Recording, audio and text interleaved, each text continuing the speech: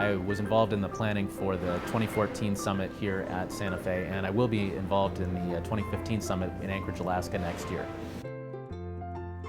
Well, it's a very exciting thing. It helps to put Anchorage on the map, and I think in a sort of a self-centered way, what really excites me about it and the other Alaskans is that we have kind of unique opportunities and challenges economically in Alaska. And so the idea of some of the top people in economic development kind of thinking about our economic context in Alaska is something that's really intriguing to me. I want to generate a little bit of discussion there about how Alaska can move forward in terms of decreasing our dependence on a few key industries like oil and gas, for instance. How can we develop new value in the state? And so that's what I'm really interested in from the UEDA standpoint. How can some of these best practices that are shared here be applied to Alaska?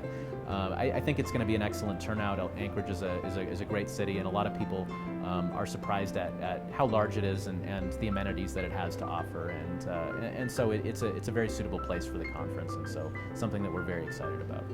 Conferences or summits that have been held in Alaska tend to blow out the highest participation rates. It's a place that most people have on their bucket list. It's an exciting place to go. There'll be a really great agenda. I'm excited for the conference participants to see my home state, to be able to engage with us in Alaska. One of the things that some of us from Alaska have been talking about is maybe having a session that's, here's the greatest challenges facing Alaska. What would you do as a university in our marketplace? What solutions might you come up with? And really having a dialogue around that. Also excited about the work that Ed Morrison's doing with Purdue in a strategic doing format, and really seeing if we can involve any of that or incorporate any of that in the summit. We've seen that with other national groups that have come to Alaska where not sure what the expectation is beforehand, but suddenly you get a lot of people that are, always wanted to go to Alaska and actually will attend and in some cases swell the numbers of conferences. We saw that with a couple of national groups within the last few years that have met in Anchorage.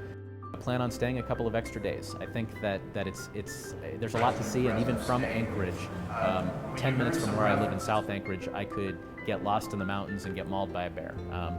I don't know if that's a selling point, but the point is wilderness is right at our doorstep.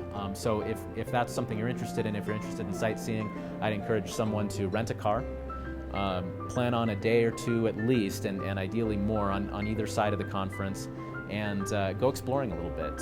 From Anchorage, within a few-hour drive, you can see some really excellent places like Seward to the south on the ocean. You can drive to Whittier through this combined rail and road tunnel, again to another seaport. You can go north up towards Denali National Park and get a view of the tallest mountain in North America. There's a lot to see and to do.